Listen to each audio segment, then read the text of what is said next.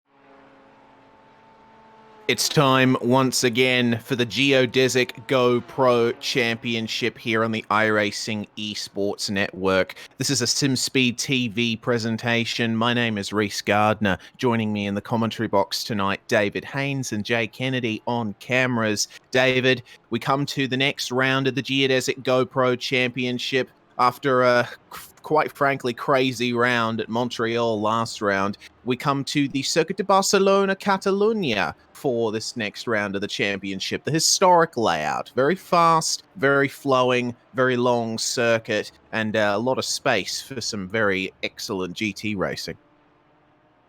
Yeah, g'day Reese. Great to be back here with the Geodesic GoPro Championship with our two classes of GT action. GT3 have had their qualifying. It's GT4 qualifying right now. GS class, as we call it in this championship. And like you mentioned, today we're racing at the historic layout of Circuit de Barcelona-Catalunya, which I have to say I think is very well suited to sports car and GT racing. The updates probably made it a little more exciting and raceable for single-seater cars, but the longer, more sweeping corners, a little bit higher speed, works just fine in the GT3 cars that make up our GT class and the Porsche Cayman GT4 that makes up our GS class. Yeah, and this is what the lay of the land looks like at the Circuit de Catalunya. This place opened in 1991, and the layout we're using is the one that was active on the circuit almost to the meter. Of course, there was a chicane between what is now turns 9 and 10 when the track originally opened. But this layout, lots of flow, lots of second gear into third gear corners. And it's definitely going to test the mettle of the drivers out there because this is a track that is maintained to Formula One standards. So it's very smooth, but it can be difficult to pick your lines through some of these turns, and the surface can turn on you. Campsa is a very, very interesting corner in these kind of cars because it's a braking zone, just a little dab on the brakes to help the car turn in both of our classes of cars. There's some other, open wheels with more downforce where it's, a little lift of the throttle or approaches almost being flat through there, but not in the kind of cars we're racing here. So you run off there and down towards the historic section of the final sector of the circuit. It's going to be very, very interesting. Certainly is. These are what the championship standings look like in our GT class after 4 rounds of the championship. Tyson Meyer is leading on 140 points, but he is not here tonight. So it's going to be an excellent opportunity for the likes of Zach Plummer and Racim Fazui to continue their rise up the championship standings here. Aaron Ackles, too, in 5th place. Dominic Olivier, it'll be interesting to see what he can do as well, currently running 2nd. He's had a great run of results since he came in round 2. Yeah, indeed. Certainly there's plenty of opportunity right now with your points leader being AWOL for anyone to run and pick up the baton in GT class.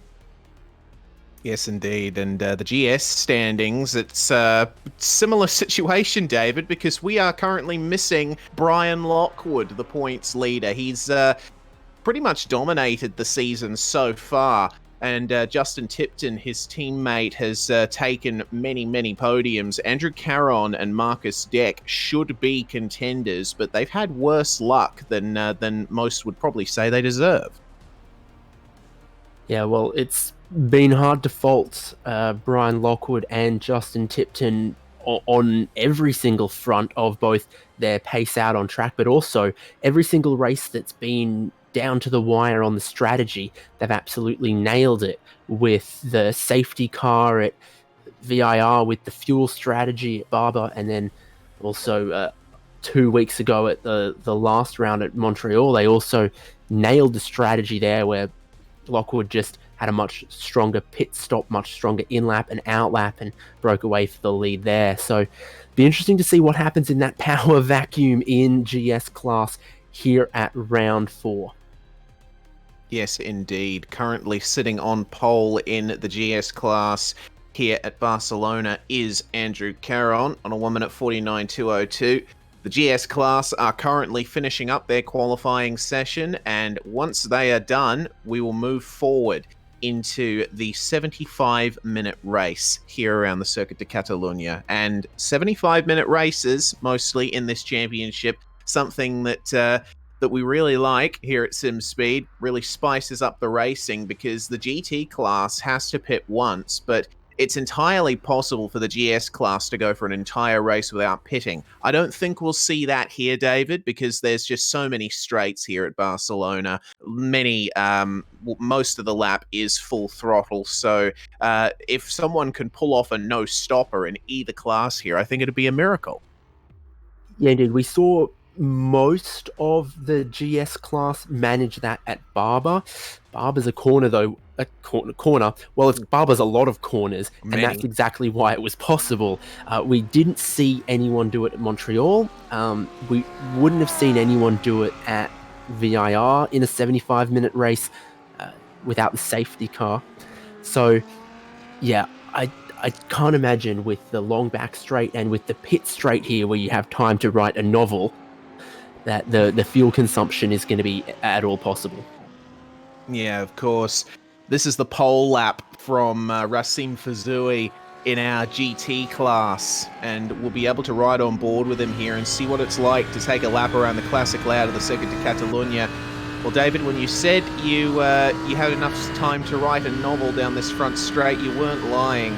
You keep going, wait for the 150 marker or so, and brake there. Very fast first corner down into third gear. Don't use too much of the curb on the inside. You want to avoid that anti-cut, the yellow anti-cuts on the inside. Turn 3, you're itching to get on the throttle, but you can't get on it too early because you'll just understeer straight off into the runoff area. Turn 4, third gear once again, but very fast, super fast entry, braking incredibly late, and trying your best to keep it to the right-hand side of the circuit for the hairpin. This is a difficult one to determine the braking for, and the apex speed hard to determine as well. It falls away in elevation. Very difficult to pick your line through that hairpin. Down onto this fast third gear chicane, avoid the anti-cut on the inside, and then all the way through the right-hand sweeper up at the top of the hill. Love this exit. You can take it in fourth gear up into fifth, and then there would be a very tight hairpin here if we were using the GP layout, but we're using historic, so it's a bit more open, a bit more banked, more flowing as well, and the final sector of the circuit is just a case of endless right-handers, but what right-handers they are. You have to get on the throttle in second out of here, use as much of the curb as you can, almost holding the throttle through the penultimate corner, and then braking very hard, keeping yourself to the inside and out of the final corner. An excellent job from Racine Fazui. 1 minute 40.010 was that particular time. And now David will be able to see the perspective from the GS class, but that was a great lap by Racine Fazui. 1 minute 40 seconds around here is nothing to sneeze at. Yeah, and interesting to see it's one of our Audi R8 drivers who's on pole. Of course, the competitors had their free selection of various different GT3 models in that class, and we do have quite a broad selection of them, and this seems to be one of those circuits where the Audi R8 just seems to do pretty well in the medium and higher speed corners. So we'll see what some of the McLarens, Ferraris, etc. can do in that class. In GS class, though, your only option on the iRacing service for GT4 cars at the moment is this Porsche Cayman 718. BMW will be joining it soon, but not in time for this particular championship. So everyone in a Porsche Cayman GT4. Andrew Caron set the pole time here. We're about to see his lap, and of course, GT4 cars, not bad in a straight line, but they miss a lot of that downforce, a lot of that carbon fiber bodywork and such that goes into the GT3 cars. So they are quick in a straight line here as we see Andrew Caron getting up into sixth gear, maybe getting a cheeky little bit of a toe down the pit straight through the corners. Much more relies on the mechanical grip. Very, very challenging in that way. You see third gear through first and second corners. And then turn 3, this really demonstrates the difference between the GT3 cars that are accelerating almost the whole way through. And Andrew Caron there, you saw, had to almost get on the brakes on the way into that corner. Yeah, almost. And down into turn 4, you can see he's just eased it in. Of course, the Porsche Cayman GT4 mid-engined, so very pointy. Got to employ a specific driving style to get it done around a racetrack, and looked like a very smooth line through the hairpin for Andrew Caron, but now coming up to the very fast section of the circuit. This is another place, David, where we'll see that lack of downforce show. And also one of those big differences is in the tunability of the suspension. The GT4 car can be quite stiff across crests and curbs and bumps, and can therefore just, be a lot harder to control as you're coming up the hill, as we saw there. And there's a few places where the track sort of drops away as you're turning, particularly in the last sector here. The right-handed sort of leads you from the top of the hill here down towards the pit straight. So we're going to see, that's I believe Justin Tipton who was in front of Andrew Caron at the time, and that might have really helped him pick up some straight line speed in a couple places. Justin Tipton also no slouch, so not getting in his way, and you see this run to the timing line out the final corner there. Andrew Caron using just enough of the AstroTurf to keep within the track limits, but really opening up those long corners there, and that was enough to put him on pole position. Was only a tenth ahead of Justin Tipton though, so a 1 minute 49 second lap, and there's still only tenths of a second in it in that GT4 GS class, where the times are always very close. Yeah, exactly right. By comparison, Racine Fazui took pole by 5 tenths over Robert Harris, so it looks like pace-wise, Racine's got the GT class wrapped up. GS class is another story. And of course, we've got 75 minutes of racing to come up very shortly, which could very much change things around in the GT class. We've seen in previous rounds of this championship, anything can happen. Drivers can make mistakes, get caught up in traffic, call a wrong pit strategy, something like that, and the order is shuffled. There's one thing that is for sure. It's great racing. And we're very thankful to GoPro for their support of this championship. The drivers are racing for prizes at the end of the season. A GoPro Hero 7 will go to the champion of both classes. So we're looking forward to crowning our champion at the end of this season. But 75 minutes at Barcelona coming up very, very shortly. It's also a prize on offer for it's a very unique prize this round, and it is $25 US going to the driver with the most consecutive clean laps in today's race. So that's an interesting one. I think we've had least incidents before. We've had cash prizes for race winners in each class, Well, we've got most consecutive clean laps out there today. So we'll see who picks up that money at the end of the race. But before the race, here is our starting grid race. Yes, indeed. And Racine Fazui, you can see there, 4.492 over Robert Harris. Dominic Olivier for Geodesic Racing lines up in third. Hayden Gober in fourth, with the top five being completed by Adam Crane. Massim Detilly starts in sixth place. Luis Henriquez and Johan Boyson completing the top eight. And Boyson with the legendary no stopper at Barber Motorsports Park earlier in the season. Zach Plummer and Will Hardiman complete the top 10. Garrett Thompson and Jack Anderek are going to line up in 11th and 12th behind them. Aaron Ackles and Jason Gotter on row 7. Mark Noski and Chris Uglietta behind them. Stacey Dunnigan, Jesper Drulicka and Blake Neck are going to complete our GT grid for tonight. And now, David, it's time to take a look at who's on roll in the GS class. Exactly. On pole position there in this class is Andrew Caron. And like I said, you can see just...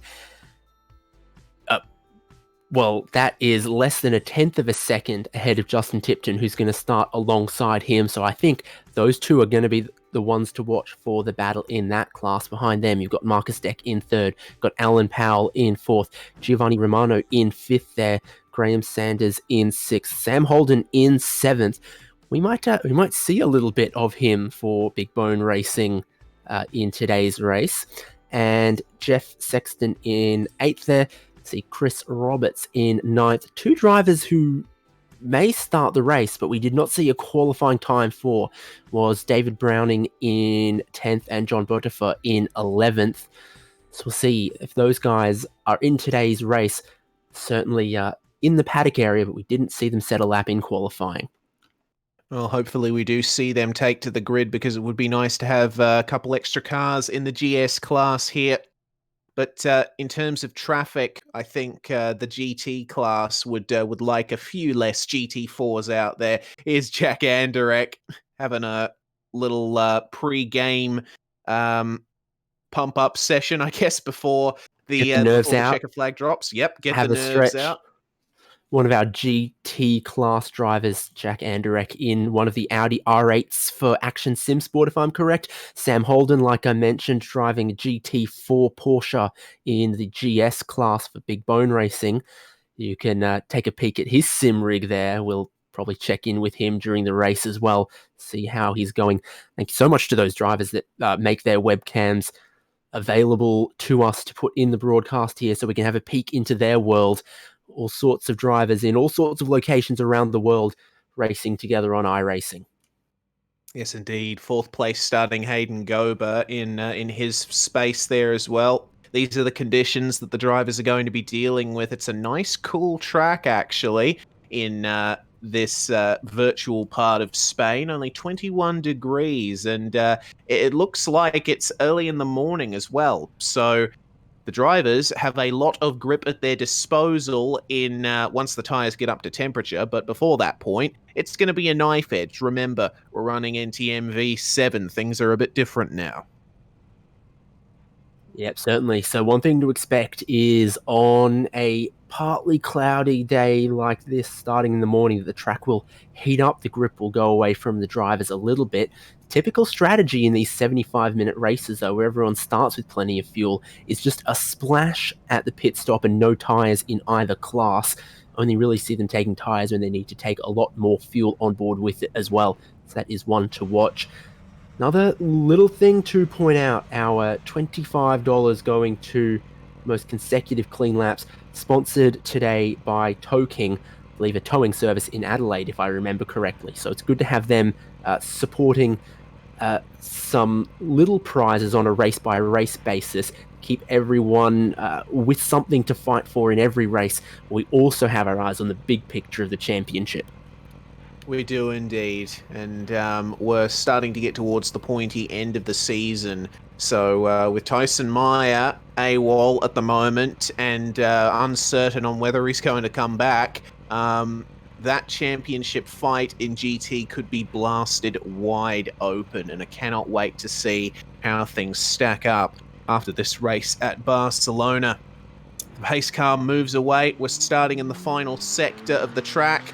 because I don't think anyone's got the time or the patience for a full pace lap around Barcelona. So awesome stuff. And Racine Fazui is going to control the GT class start. There's going to be a gap left between the two classes. There's the GS class in the background just getting started. And they will have their own independent green flag once the GT class has started racing. It's a very quick run-up to the start-finish line on this pace lap. Got to remember, Reese, this might not be the last time we see the pace car in today's race. We've only had a few safety cars, maybe only one so far in this championship, but it's always a possibility. Certainly is. When will Racine Fazui go? They reach the mandatory start zone. He can go any time. He goes at the line, and it looks like a pretty even start for the GT class. But Racine Fazui leads. It's side by side between Robert Harris and Dominic Olivier, though. Olivier with the inside run into turn one. Johan Boyson looks like he might be making moves as well. Hayden Gober, though, slotting there into 5th place. And Dominic Olivier trying his best to take it round the outside of Robert Harris, and he succeeds into turn 3. Meanwhile, off goes the GS class, and there's already an incident. Round in turn 1 is one of our leaders and one of the Racecraft esports guys too. So Alan Powell, Justin Tipton, and Marcus Deck all out. You said it, those cold tyres are a killer on the race start in those Porsche GT4s.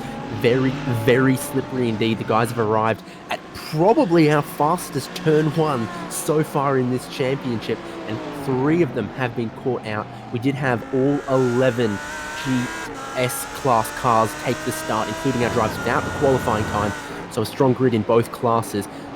Thankfully, not much damage. I saw a relatively clean, if slightly eventful, start to this 75-minute race at Barcelona. Yes, well, there's a move.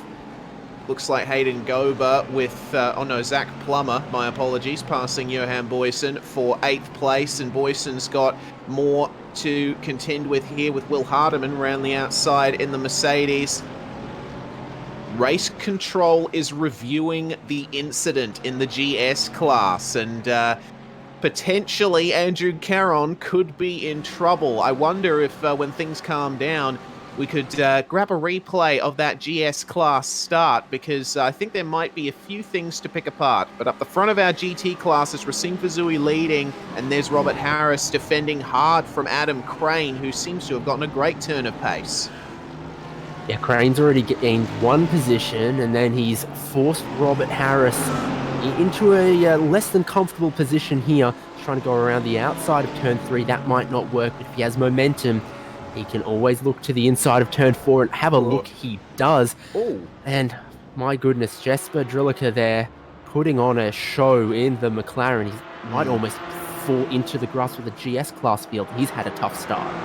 He certainly has, getting off to a slow start once again, Jesper, but it's side by side almost for 3rd and 4th in GS. Jeff Sexton and Adam Holden fighting very hard here into turn 3. And have a look at the run from the Big Bone car. Mr. Holden taking the widest entry line possible. You can tell he wants nothing more than to get by Jeff Sexton at the moment.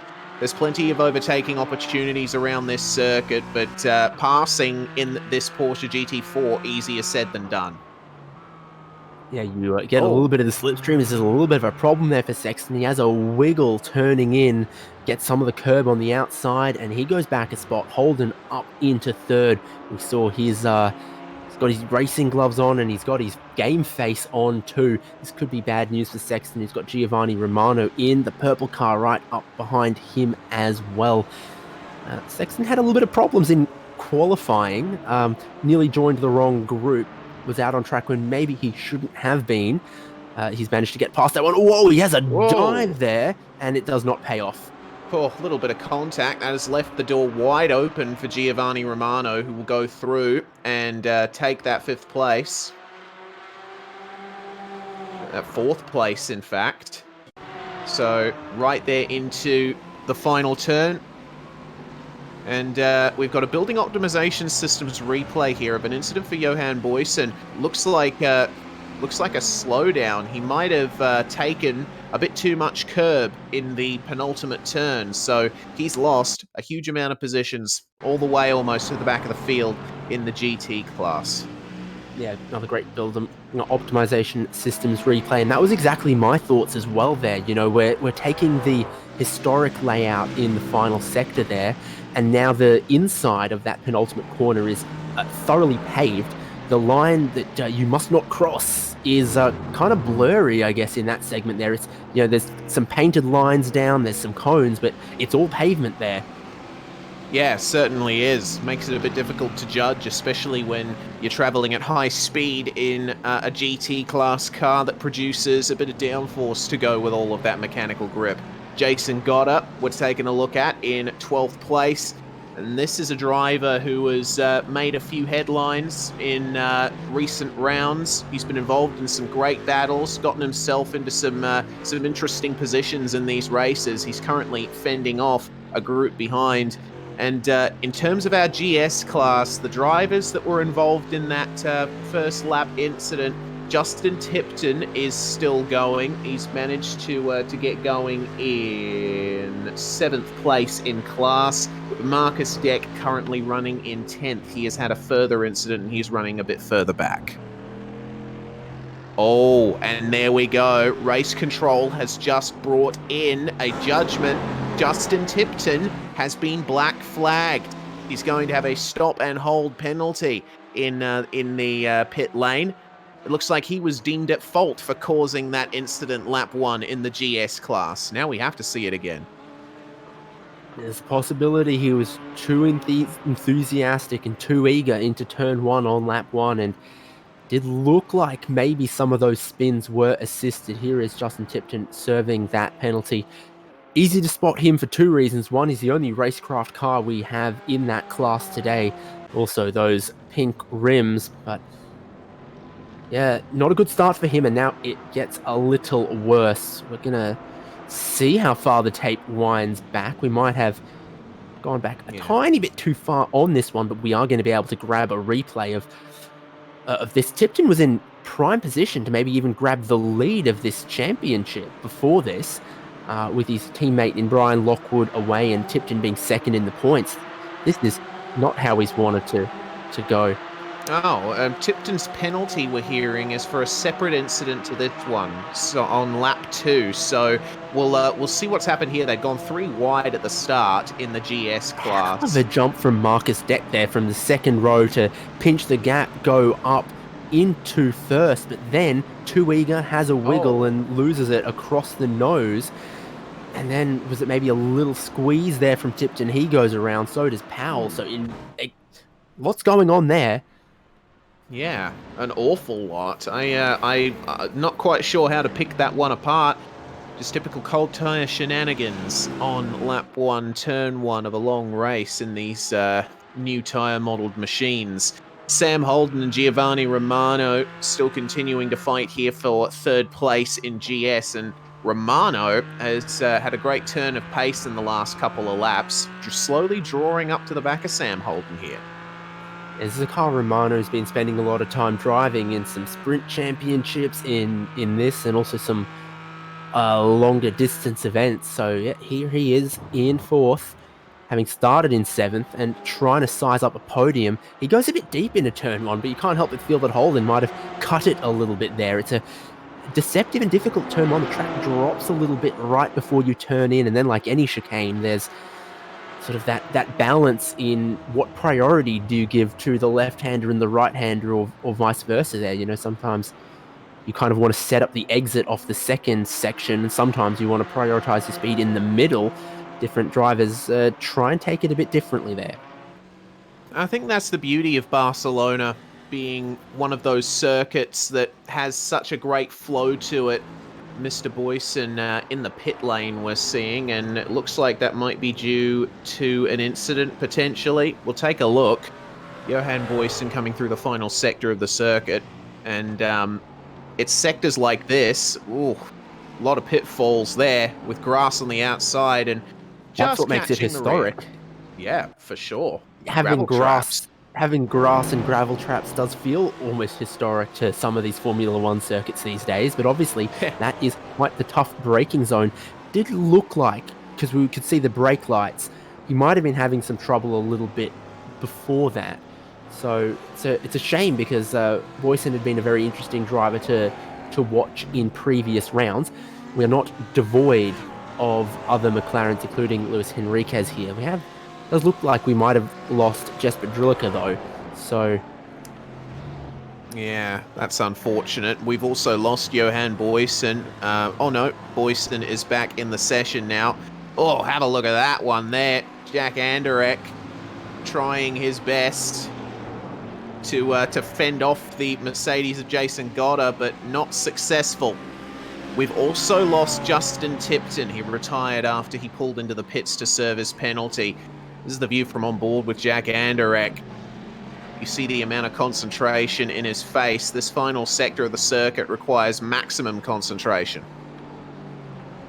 Got a fantastic pair of gloves there as well. That's what everyone seems to be doing with Big Bone there. So you can see his concentration face as he is in quite the battle, trying to close in Jason Goddard ahead, but also taking a couple looks at the mirror. As you could tell, he's got two Ferraris right behind him. Yeah, those two Ferraris being Aaron Ackles and Blake Neck, who has taken the start. And that battle is going to continue, but here in the GS class, looking quite interesting for Sam Holden because he's been able to hold off Giovanni Romano for the past few laps, but it looks like John Botifer is starting to close in on these guys as they continue their battle.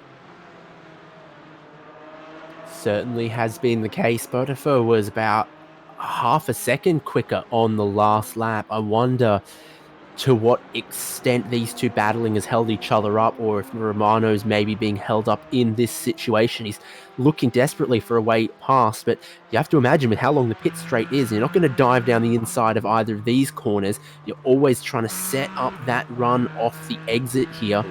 And Holden gets just a little bit of the gravel, a big wiggle. He's across the grass. Is he going to hold it? Is he going to hold it? Holden holds it, if you can forgive me saying that. But Romano and Botifer looking for a way past there. That's our save of the race, and it's only early. Goodness me. Great job from all three drivers in that fight to keep forward momentum. Sam Holden smiling as he goes side by side with Giovanni Romano in the first couple of turns. He was laughing before, apparently, throwing it into turn 3, trying to maintain any semblance of momentum. A little bit of oversteer on the outside. He has to reconsider that. So Giovanni Romano has come through here to take fourth. And what of John Botifer? He has a look up the inside of Sam Holden. But no harm, no foul, I guess, in that incident. All three of these guys lost a bit of time, but they've got no damage out of it. That's the face of a man who's stared into the eyes of death and said, "Not today." And I was seeing visions of Porsche spare parts littered across the start-finish straight, having been removed by the pit wall there, and somehow fast hands, good reactions. He managed to save that when I thought he was gone. He loses one position.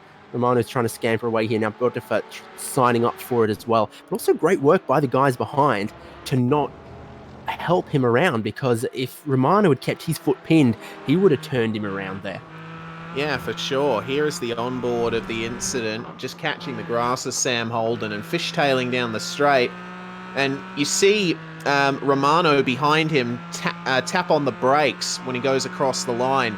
And that shows some excellent spatial awareness from Romano. He still made the move anyway, down at turn 1, and he made it work. You have to feel like maybe after that, Sam Holden had realised he didn't want to defend too hard, but he wasn't in the business of giving anything up too easily. Quite a queue forming behind here. Botifer in position, but you can see Alan Powell and Jeff Sexton just behind as well. Solid representation for the Deep Eddy Racing team in the GS class. I think they might have as many as 3 cars in the GS class. They've also got some GT class cars as well. Yes, indeed, and doing very well, all of these guys at the moment. Running in the top 10, in their class. Zach Plummer and Luis Henriquez. This is another top 10 battle in GT. For 7th and 8th, Plummer, he's up 2 positions from where he started. Luis Henriquez, 1 position down from where he started. So he's got something to fight for, but Plummer will definitely want to protect this 7th place. He's carrying a tiny bit of damage on his front left, but doesn't seem to be hurting him all that much. Well, as long as it's not affecting your downforce, it's really not going to hurt you through 2 of the 3 sectors of this lap. Might harm you in a straight line. Well, another position lost then for Sam Holden. One to take back, grab the replay. John Botifer has gotten on through, and we'll see exactly how he did that one. Oh, this is a dive, forcing the door open there. Was there any contact made?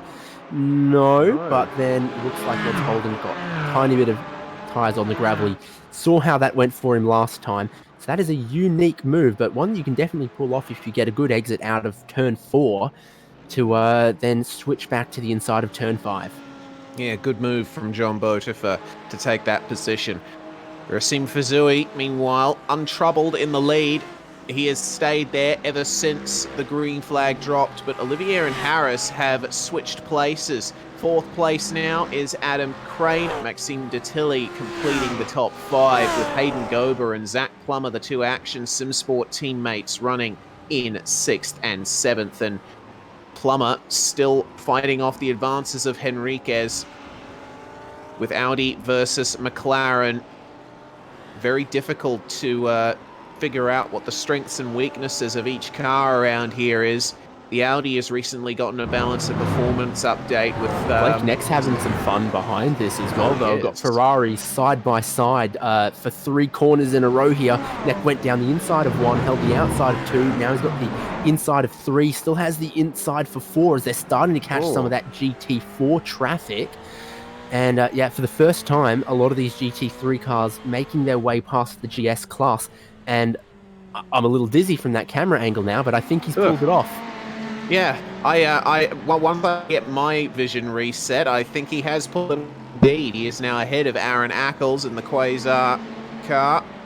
Took 4 corners in a bit of traffic to do it, but well done there as those guys battle. But as that had happened, you know, we'd been seeing them with Jack Anderek and Jason Gotter in that kind of battle. Those 2 Ferraris have dropped back a little bit. Suddenly, Jason Gotter looks like he's got a bunch of pace going forwards. Yeah, he has. He's right on the back now of Will Hardeman in the number 22 Mercedes. A lap down? Am I wrong? No. That is 4th position. Blakeneck, meanwhile, is around, and that's in the 3rd last turn. We'll have a look at what happened to him, and it looks like it might have been just losing it on his own in the curved braking zone. You'll see what happens when he gets to the right-hander. It was an all-right run through the hairpin, but just getting on the brakes, trailing them a little too much. The rears may have locked slightly. Loses the rear in the mid-corner and slides to the outside of the circuit. So a shame for Blakeneck, but we certainly know that he has good pace in these GT class cars, and he can advance before the 7 minutes to go. And we are, at this point, guaranteed a pit stop for all of those GT class runners as well. So that's still something to go for him. Jason Gotter running wide in turn 4. That's hurt him in his pursuit of Will Hardeman, but Hardeman has come up on some GS traffic here. Marcus Deck, and they're all going to go through on him here, or at least Hardeman is. That's going to hurt Gotter even more here. And it's an awkward part of the circuit as well, up to the fast right-hander, but Gotter's got the power up the hill to get the move done, and Jack Anderek will go straight on by down the straight. So that has really benefited Will Hardeman. He holds on to that top 10 position. Meanwhile, further up ahead, here's the teammates having a good fight. Hayden Gober and Zach Plummer in the middle of GS class traffic, just making their way past Sam Holden and Alan Powell. And that move has given the opportunity to Alan Powell on Sam Holden. But Hayden Gober rapidly chasing down Maxime Detilly up ahead. That is the face of concentration once again. And Tilly himself facing up against a bit of traffic here, making his way past Giovanni Romano. Little hold up there in the middle of turn 1 for the Action Sim Sport Audis. They're almost going to go side by side in turn 3. Oh, this is going to really hurt Hayden Gober. Around the outside is going to go Zach Plummer, and the teammates have traded positions. Yeah, interesting little battle there for sure. You know, picked the correct direction to try and go around the GT4 class traffic. Later in some of the races, we had seen a little team orders between these guys in previous rounds. I don't think any was in play at that point. I just think there was a bit more speed for Zach Plummer. He picked the correct line, the correct way to use his downforce in traffic, and went on by. It's not a bad result for the team there either, because with Maxime Tilly just in front of them, if Plummer's got more pace, he's the guy they want in front. It's been a change in position between Will Hardiman and Jason Goddard. Goddard is now ahead, and Hardiman is carrying a quite the bit of damage to his front bumper, which we did not see before.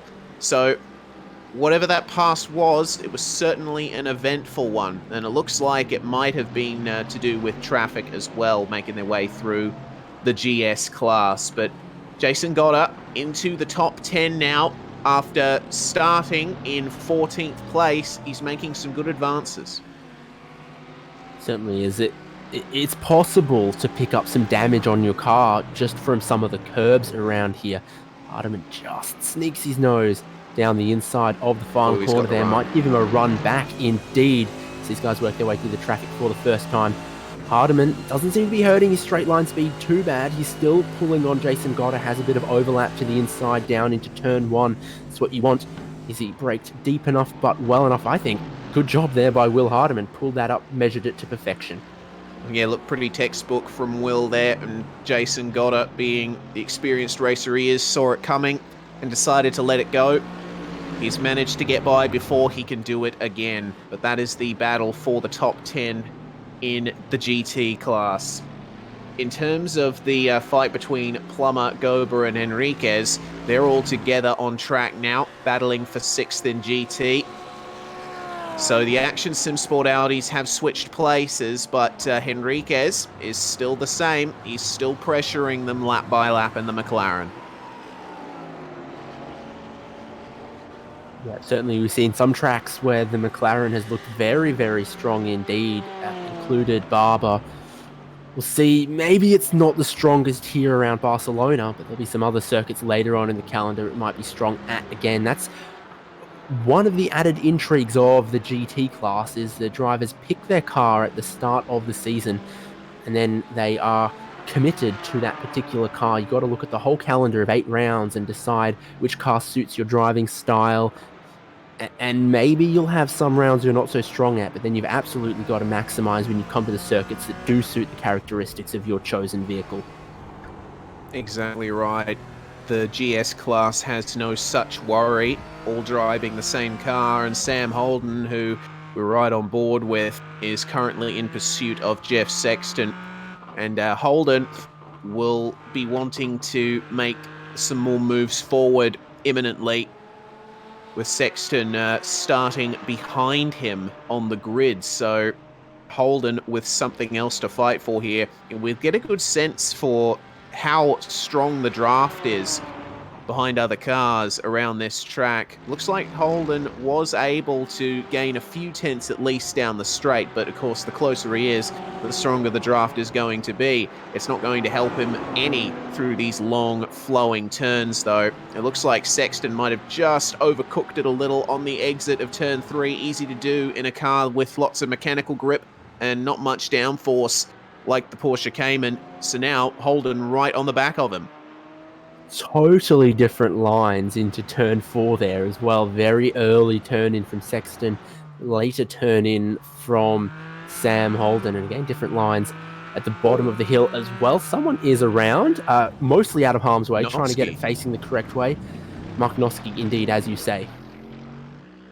Yeah, so incident for him down at the hairpin. Another replay thanks to our friends at Building Optimization Systems.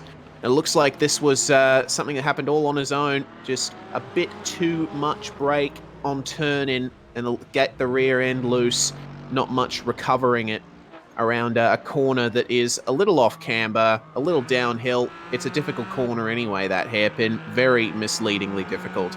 Meanwhile, the Jeff Sexton-Sam Holden battle has maintained its level of heat, and if anything, it's going to get hotter in the next couple of corners because they've got the straight coming up. Oh no, that's Maxime Detilly in the gravel trap. That's a big problem for him. And where is that down on the circuit? It looks like it's look down at turn 1, in fact. Another building optimization systems replay. Thanks for... Okay. Looks like he did it all on his own there. And it might have been a hardware failure. That is strange. Turned hard left in the braking zone, and sometimes that is a thing that happens. Gonna see what I think we're gonna see. Oh yeah. Yeah, that's That's you're sad. gonna need a physiotherapist for those elbows there. That's not a natural movement. Yeah. So a visit to the chiropractor maybe as well, but a big shame there for Maxime Detilly, and it's always heartbreaking to see hardware failures happen like that. It's one of the aspects of sim racing that I guess is somewhat of an analog to real life motorsport.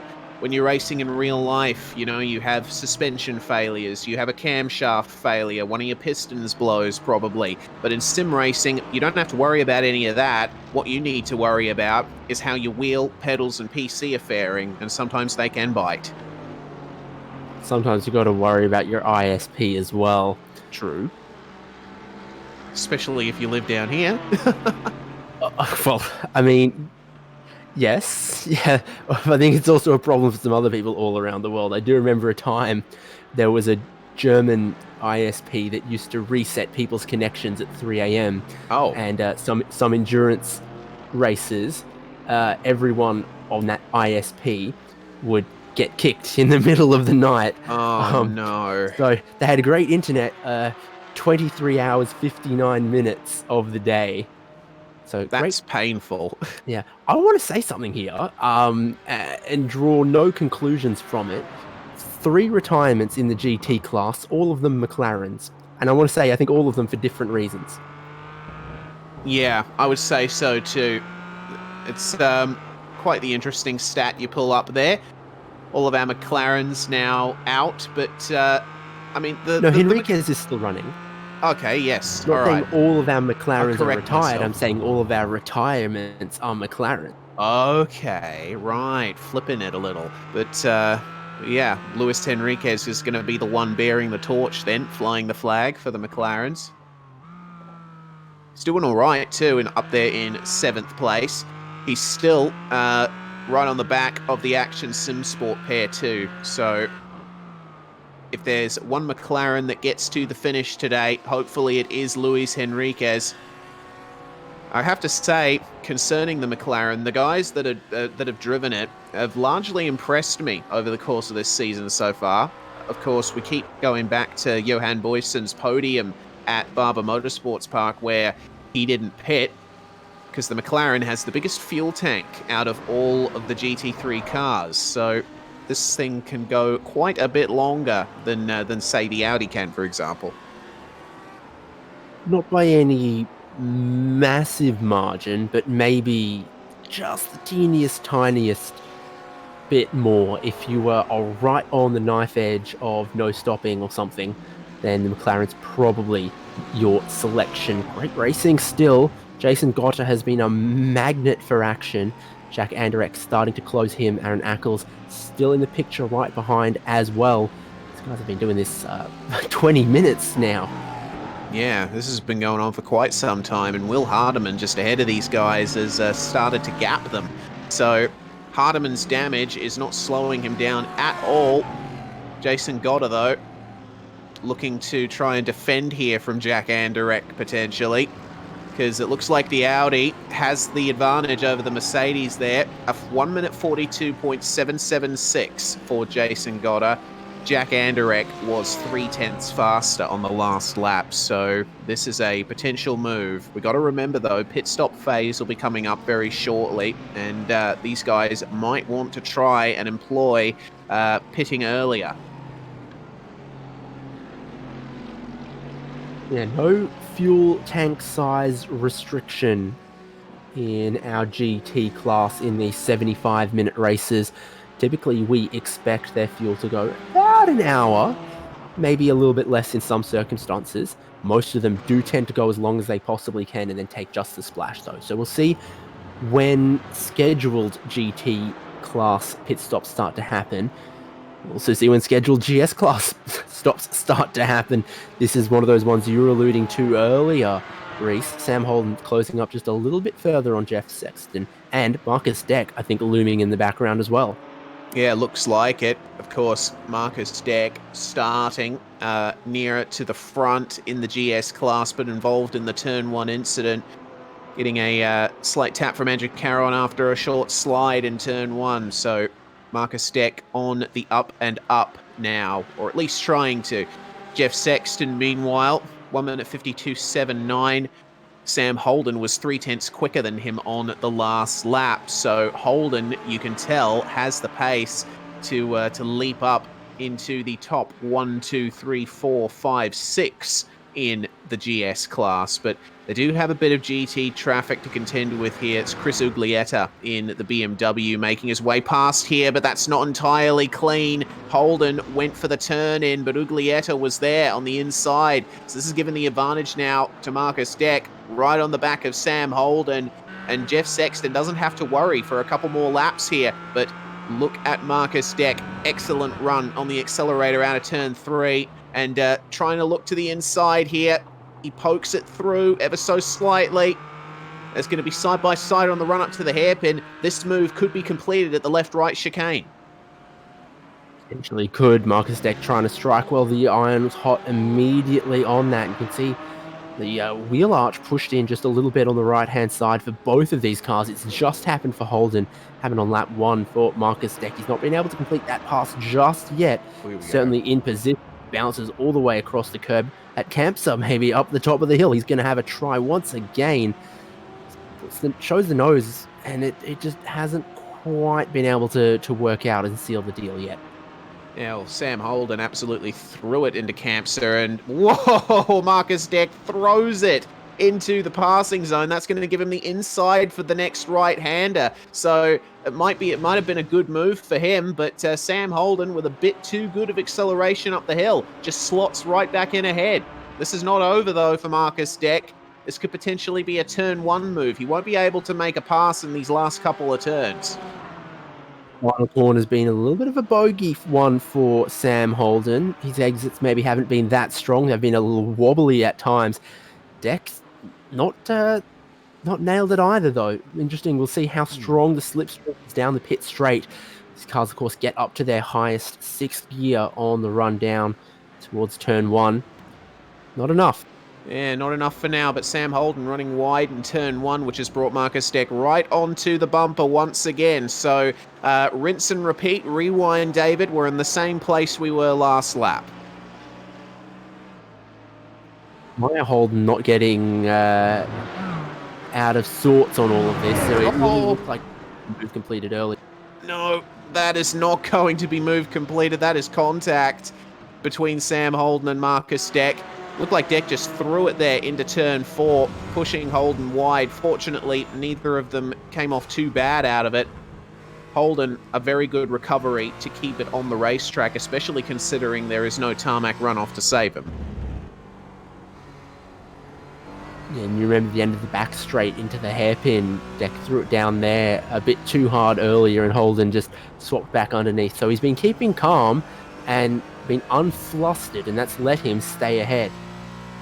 Marcus Deck flashing the lights behind Sam Holden and letting him know that he is there. Holden slightly defensive line into the left-hand hairpin. So Marcus Deck will be starting to grow impatient here. He'll want to try and nail the exit of the last turn, get the draft slide on by into turn 1. He has to nail that exit, though. It looks like Sam Holden has worked out most of his demons in this last corner. Deck, though, placing his car a bit better. Oh, not there, though. A little bit too wide on entry, just catching the grass. He's lucky he didn't spin there, but he's well within draft range. We'll see how strong the draft actually is. Doesn't look like it's hugely strong down this straight despite its length. There goes our GT class leader, Racine Fazui. Sam Holden runs wide again, more contact between the two. Maybe the slightest of glances. Sam Holden holds on to it once again. Do love the orange lettering of the Porsche logo on the back there. It looks fantastic. Same too for the purple stripe on that car. And Sam Holden just cannot be shooketh. No, certainly not. Remains conclusively unshook, does Sam Holden. Marcus Deck is going to have to try again at some point. He already knows that Sam Holden is an incredibly tough customer. Elsewhere, Plummer, Goba, and Henriquez GT class battle for 6th has spaced out somewhat. These guys are running equidistant from each other by about 0.5 of a second or so, but nonetheless, it's still quite the interesting battle. Just outside the top 10, Goddard, Anderek, and Ackles, a 3-car battle to break into that top 10. I've always been interested in this one. Guys. We've seen them in this order for, I feel like, since lap 2 or 3.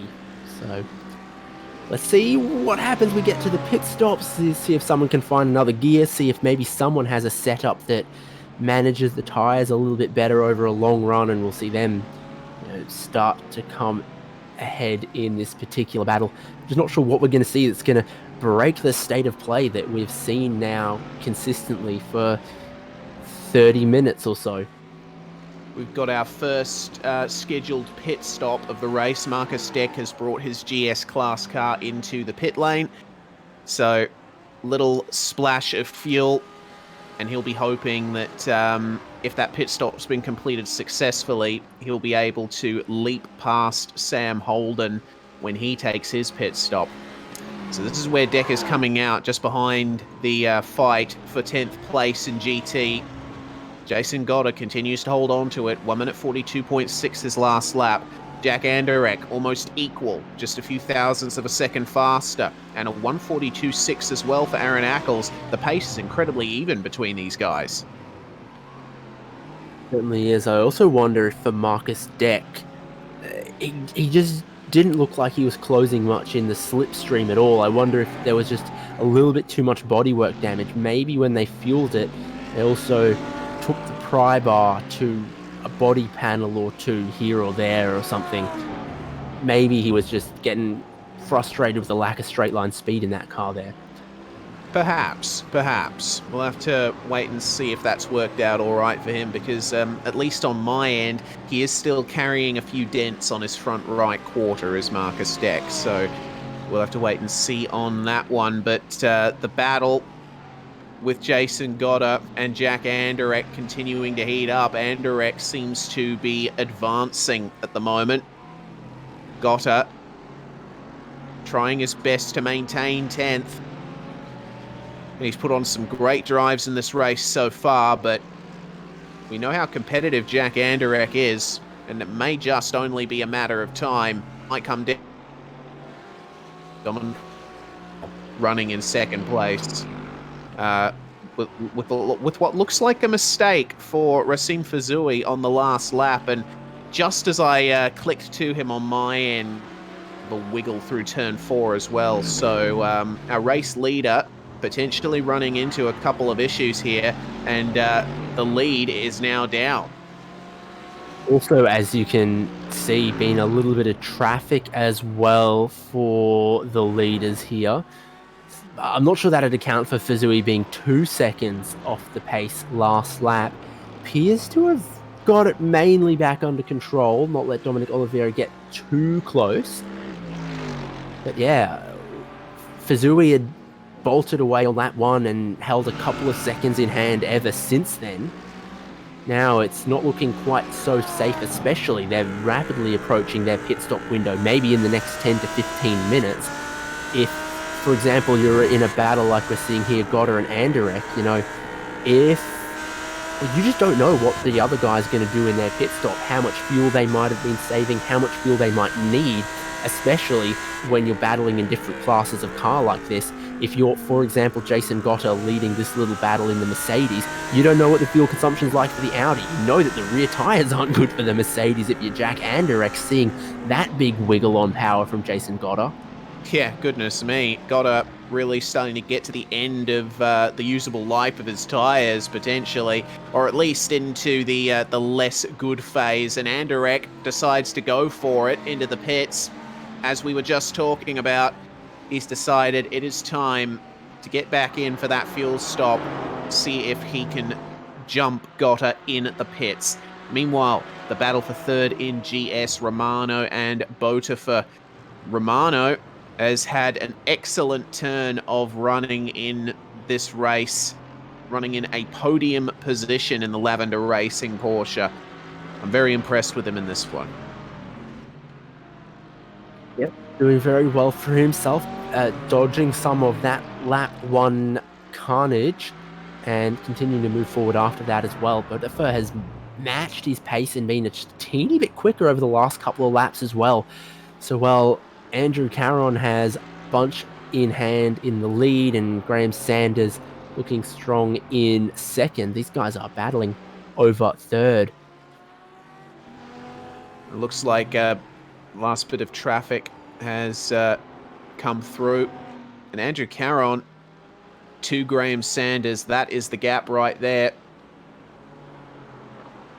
He certainly holds a sizable gap of a couple of corners at least, and there Actually, is the fight for third.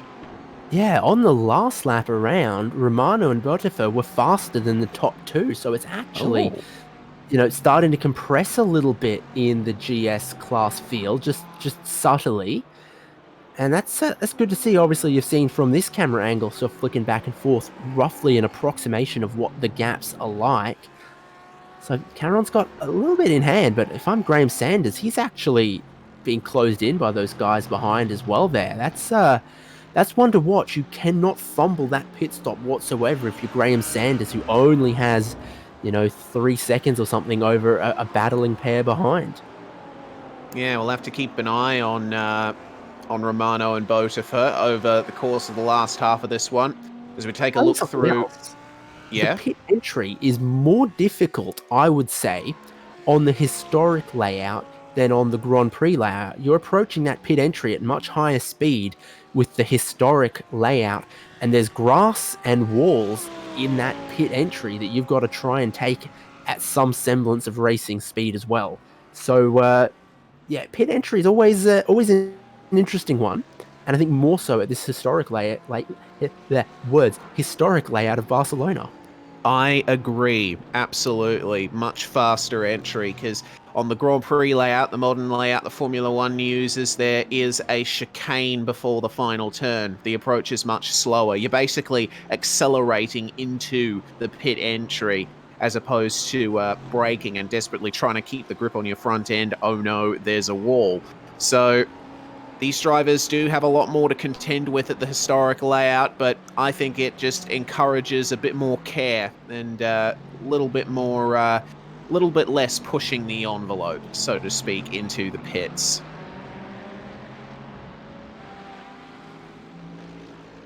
Battle between Goddard and Ackles there on track at the moment, as we see Adam Crane bring it in from 5th place. And Adam, actually, it looks like might have overshot his pit box ever so slightly. He did have to reverse back just a little into his pit box. So he was in 4th before he came in, a few seconds ahead of Zach Plummer. There's a very quickly completed pit stop for Adam Crane, 13.3 seconds. By comparison, Jack Anderek in the Audi, his pit stop was nearly 16 seconds. It's roughly the range of fuel we're seeing, but again, variable by the driving styles, variable by how they've been driving, variable by the cars.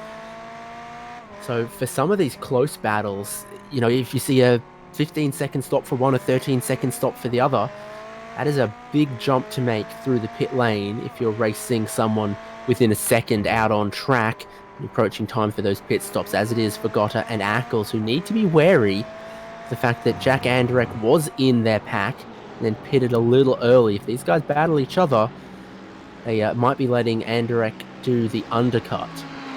Yeah, one thing they've also got to be aware of is the car behind them now, and that is Blake Neck in the Geodesic Ferrari. He's been catching up to them gradually over the course of time as they've battled, and he looks to be running the same pace, if not slightly faster than these guys. So they're going to have to keep a lookout.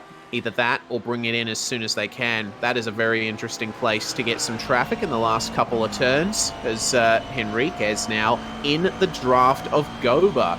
So potential move here for a top 5 in Luis Henriquez's McLaren.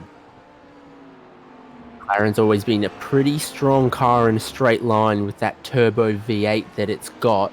So the pit straight is definitely a strong zone for the McLaren. I think the balance might be a little better for the Audi in some places, the higher speed corners, like you've got in Sector 1 and 2 here. If Henriquez just sticks close with him, gets a good exit out of the final corner, overtake certainly possible. We have seen some slightly shorter pit stops from the McLarens because they do start with just that extra couple of litres on board. That's something to think about for Henriquez. And they've got Garrett Thompson joining them in the background here as well. So that GT class looking very, very interesting, as some drivers have pitted, some are probably going to pit imminently, and some are maybe going to go as long as they can. Might see them pitting with only 15 minutes to go. Yeah, a lot of potential for very long running in the GT class, and Barcelona, a very smooth track. It's not as hard on the tyres as some other tracks we have on the iRacing service, so the tyres definitely not in much trouble unless you make a mistake, have a spin, lock the brakes, etc, etc. But Hayden Goba now facing the pressure from the McLaren. Will he bring it into the pits this time around? No, he will not. These guys are staying out ever longer. He struggles to get the power down slightly off the last turn, and he goes immediately defensive. He's been given the run now to Luis Henriquez, and it looks like this is going to be on the outside for Henriquez. Incredible lunge up the outside under brakes. They continue to run side by side through turn 2. Will Henriquez be able to get him around the outside in 3? He's going to have a go, but here goes Goba, just on the throttle at the same time. Henriquez is ahead. Goba's going to have to fire this one back up the inside if he wants to keep this position. Slightly wide of the curb, but he manages to keep it going. Side by side again into the hairpin. I'm getting some Formula 3 iRacing top 10 flashbacks here, David, as Henriquez completes the move.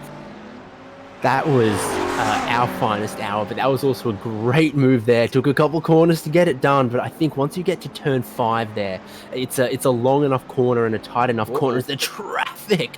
A little miscommunication there, but also the same thing happens for Goba, so Henriquez holds onto his position.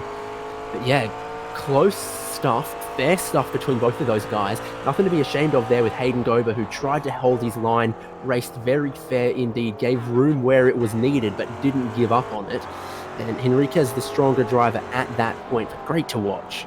Yeah, for sure. And seeing Mr. Goba's view from the webcam feed certainly added to that too. So that's how the fight goes for 6th place for now. 6th place effective once the pit stop cycle has been completed. We have no takers on the pit lane this lap.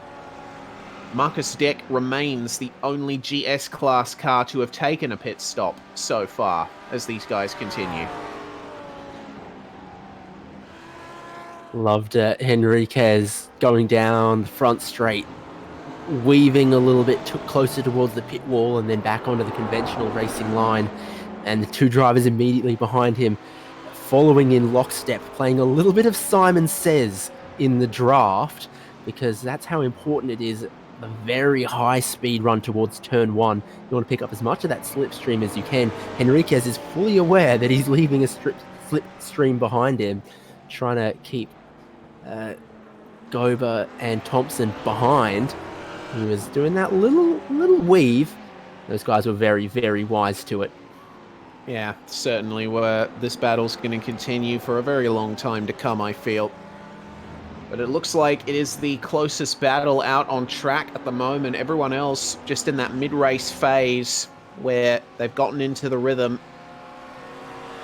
A few guys have taken their pit stops, but most of the drivers out there just hitting their marks for now, keeping it consistent. The mid-race lull, but things are going to really spice up towards the end once we enter these final 20 minutes, because then I'm sure we'll see a flurry of pit stops. One thing we have unfortunately missed is this overtake, and it's one that we were building up to for quite some time. Sam Holden on Jeff Sexton. These guys were battling very hard earlier, and Holden has managed to get the move completed on him there. Shame we missed that one, but I think these guys are pretty close together. They've got pit stops in their future. I'm not sure the battle is done, over, dusted, and sealed for these two guys in our GS class. Holden's had his fair share of time on camera so far in this race, both in the sim and also on camera. So we will keep our eye on his progress in the remainder of the race. He has been another little attention and excitement magnet as that cone gets, dare I say, yeeted. That thing was on an orbit path. They don't pay that cone enough, I think. A lot danger of cones. pay. Yes, exactly. Crisis employment. And there goes into the pits Jeff Sexton from behind Sam Holden. So the second of our GS class cars to pit, and the fourth overall. You see this happen in Formula One racing as well. Some will be, get passed on track and then immediately get called into the pit lane because obviously staying out was no longer working for them. So that might be the case there for Jeff Sexton. He's been passed out on track and he's decided, well, if I'm going to get him back, I'm going to have to do something different. This is a long stop for Sexton, though. Draw your attention to that. We've seen, 6 or so second pit stops is all the fuel they need. He's been in the bay about 30 seconds now. Don't know if maybe he had a little bit of damage or something, or he's decided the tires were crook. He's back out on the lane, back out on the racetrack now for Jeff Sexton. That is not going to help him in his battle with Sam Holden. Very long stop. Yeah, nearly 5 times longer than Marcus Deck's pit stop earlier on. So Jeff Sexton at a great disadvantage now towards the end. And oh, that is a problem. That is where the pass happened on replay. That was a few laps ago, a spin for Sexton. So it looks like, okay, that happened in the final sector. Just carrying a bit too much brake. The rear end broke free. Did the same thing. If you remember, he also had the problem coming up the hill there. Just a tiny tap of the brake to turn in and the rear getting loose. So it's not just a Ferrari GT3 thing. Everyone's doing it, so it seems. Maybe the tires were just gone for him there. That's maybe the long pit stop, is he's decided a new set of tires was necessary or something. Yeah, perhaps. Pure speculation there. Henriquez, remaining McLaren runner, also having dramas out there. Sun is out, track heating up by the teeniest amounts. Wow. So Henriquez has managed to get that one going again. It looks like it happened due to him... it's the change in direction in the chicane. The McLaren is notorious for being one of the more knife edge of the GT3 cars, but have a look at this. He starts to turn right, and then the car just overcorrects, fishtails, and around he goes. Fortunate that the other drivers weren't involved in that, and that was good presence of mind from Garrett Thompson to get on the brakes.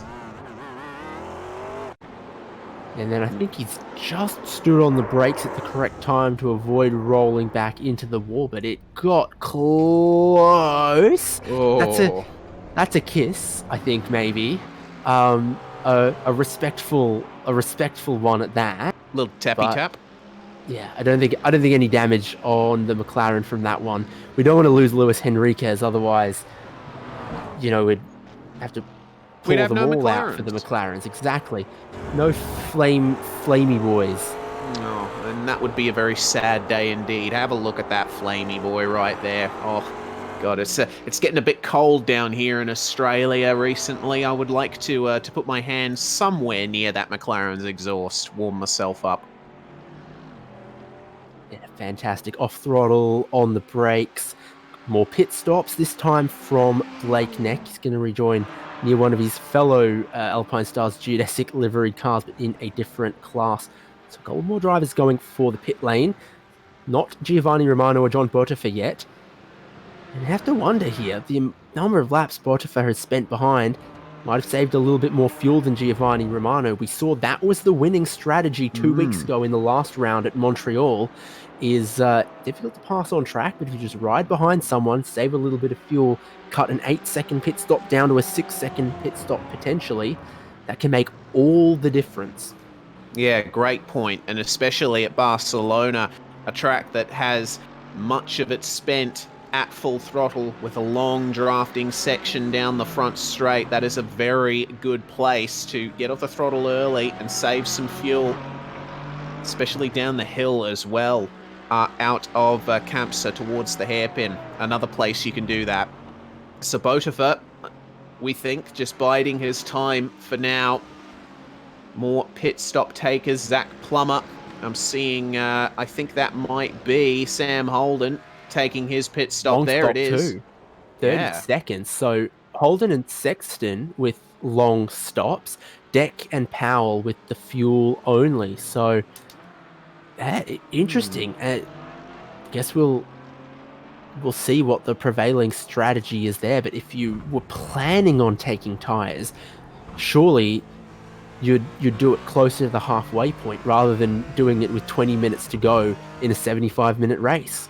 Yeah, that decision doesn't entirely make sense to me, but I guess maybe it was just a last-minute decision by them that maybe they're banking on the tyres becoming so bad towards the end of this one for guys that haven't pitted that they'll be able to have the pace advantage despite having lost all that time in the pit stop. But we'll have to wait and see. Maybe it's a personal decision as well. Just the car is not to their liking and they want some extra grip. Robert Harris, meanwhile, bringing the GT Class Audi in for Team Tortuga from third place. Hayden Gober currently sits in fourth. We'll wait and see what Harris can do here, how long his pit stop is, because he is the next after Blake Neck. We've seen 13 to 16 second pit stops for GT, and it's a 14.6 second stop for Robert Harris. Very nicely done. He is going to lose out here to Hayden Gober, but remember, Gober has yet to pit. So Harris is going to come out right in the middle of this battle. Oh my goodness, and not a great run through the first corner for him, because side by side with Garrett Thompson.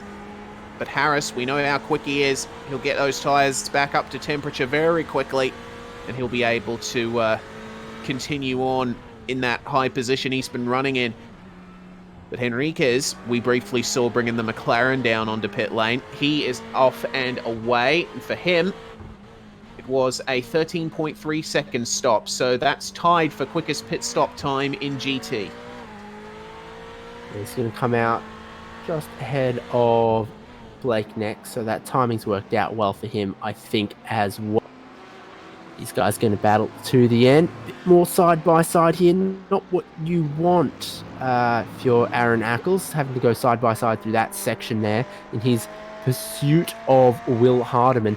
First and second on the lane together in the GT class, though. Racing Fazui, Dominic Oliveira pitting on the same lap. Wonder, how close was Olivier before these pit stops? No. Fazui undershot his pit box. He came to a stop a little bit too early. That might cost him some valuable time here. We've got to wait for the pit stop too. Fazui is away, and it looks like it was a successful pit stop, all things considered, and successful too for Olivier. And they stay well, 2 seconds quicker in the lane was Olivier, but the gap is still reasonably surmountable coming towards the end of this one. Yeah, indeed.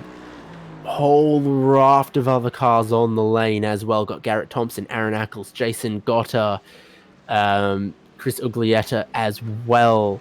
We just see another one of those deep eddy cars, of which there might be 4 or 5. They're everywhere. They're multiplying. That is so close between is that Noth? Sorry, Gotter and Ackles side by side, and Ackles yields in the end. They're going to come out with Henriquez and Blake Neck side by side. So positions gained there for Blake Neck by pitting a little bit earlier. He's gained 2 of them. Yeah, good job from Blake Neck to continue advancing. Remember, he started all the way at the back in the GT class, and he is now up into 12th place, or if not even better. So now, all of these drivers together again on track after their stops. It's going to be interesting to see how this battle pans out. Henriquez running a little wide in the McLaren. That's not going to help him too much. He nails the exit, but he's going to still be losing some valuable time here to Blake Neck. Jason Gotter as well.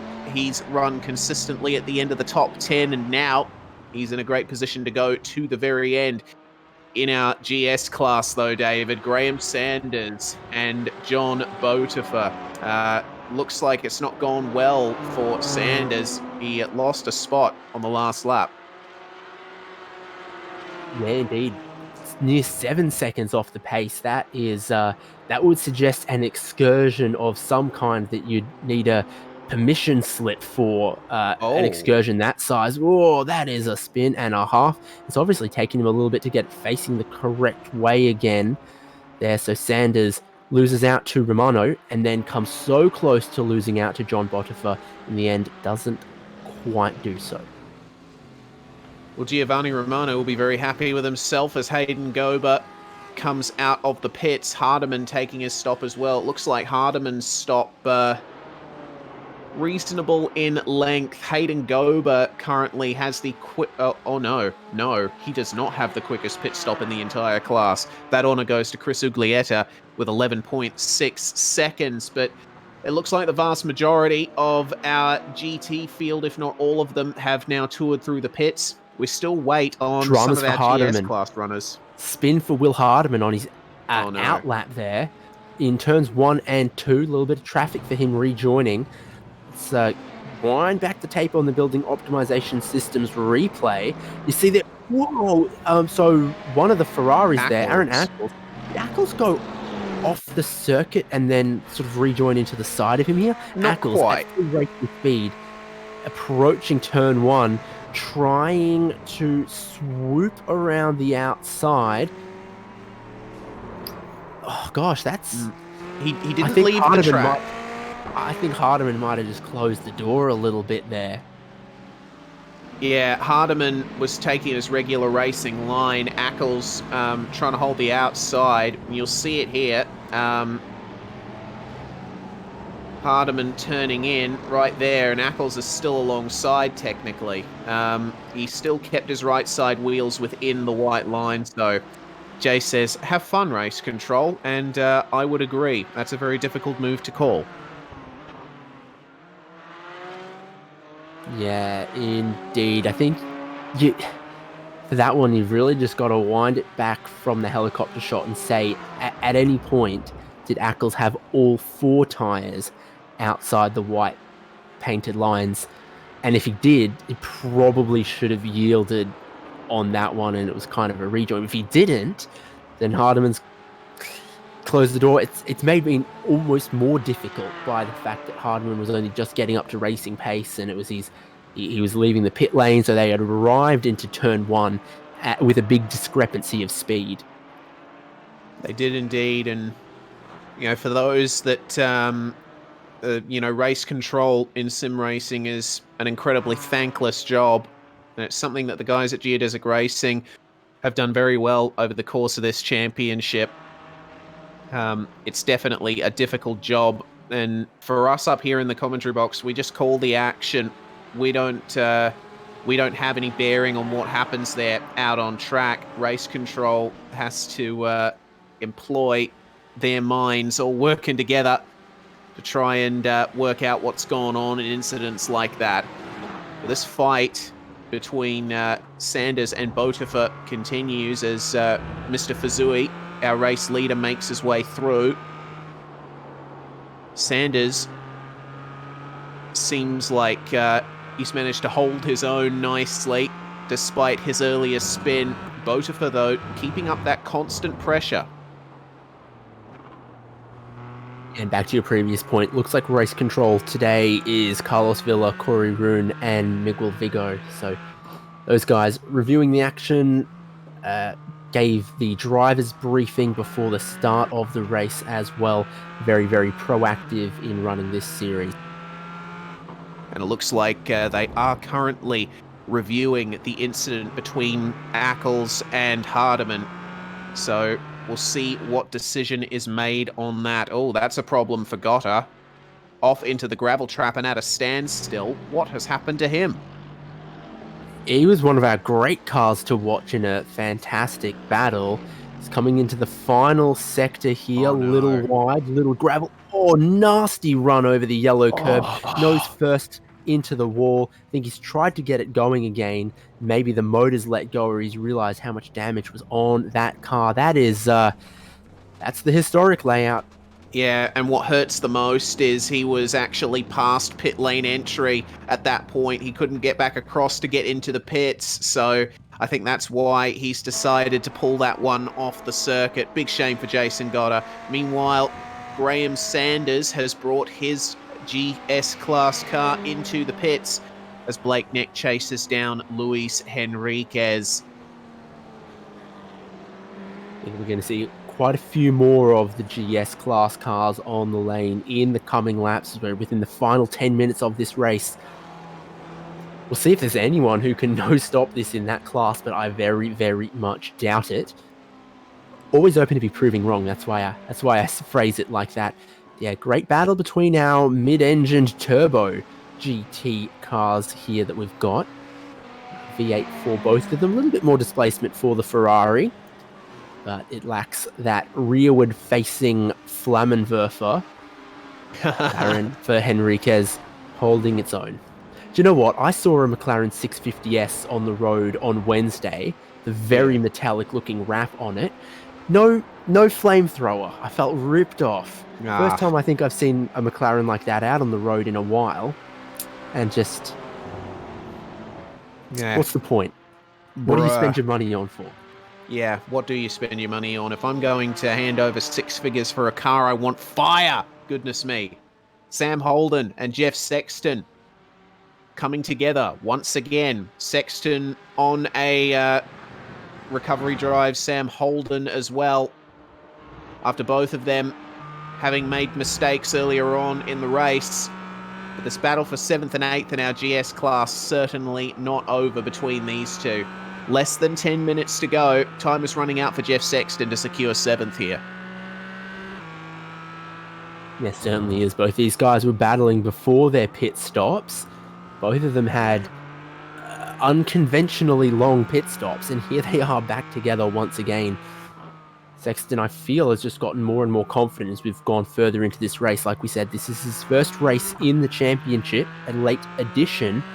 I think experience is needed, and it's what's going to show through. And I think, I say, as the race has gone on, he's gotten more confident. Maybe he's a little too confident on the brakes on that particular occasion. We'll see what he can do. Yeah, wow, those were some Marcus Deck lunges there that that Jeff Sexton employed.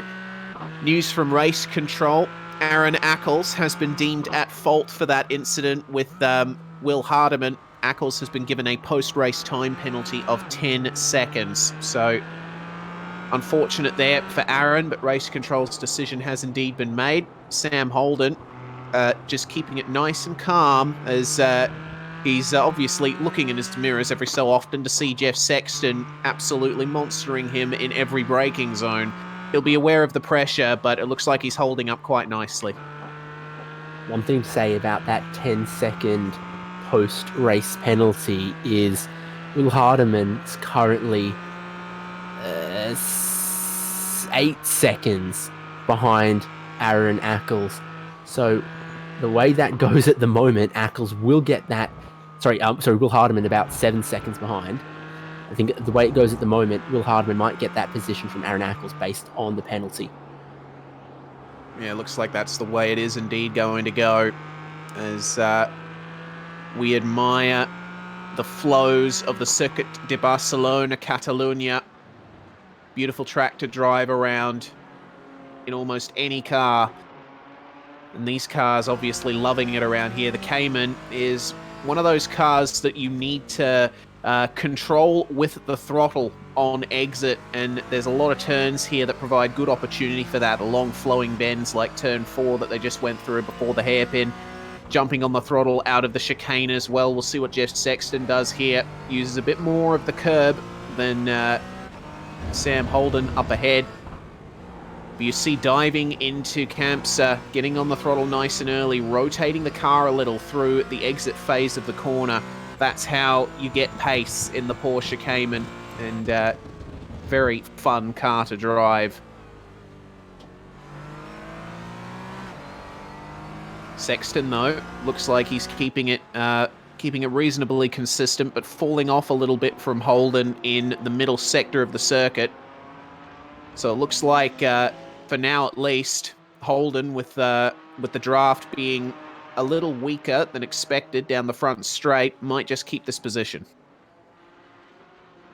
It's all about that run onto the pit straight, and Holden flirts with disaster once again. We've seen how that goes for him. Sexton right in the toe. They've got your leader, Racim Fazui. Hopefully going to clear them by turn 1. The GT cars much stronger on the braking zone. Sexton uses it as an opportunity and rear ends your race lead. Oh no. Oh no, oh no, oh no. Racim Fazui's race has just gone completely upside down. You can see Jeff Sexton there saw the opportunity for a move on Sam Holden, and he would have taken it. He would certainly have taken it were it not for being on the brakes way too late. In he goes and just pile drives the back of Racim Fazui, and he finds the wall as well for his troubles.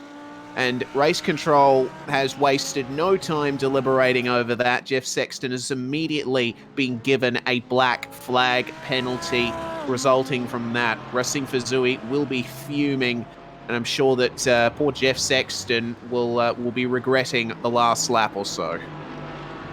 Yeah, so Fazui's dropped from the lead back into 3rd place. He's still got about 18 seconds over 4th place, with about 2.5 laps to go. So if that was earlier in this race, that would have been even more drama and catastrophe for Racim Fazui. I think where he is right now, he'll probably limp that car home to the end here.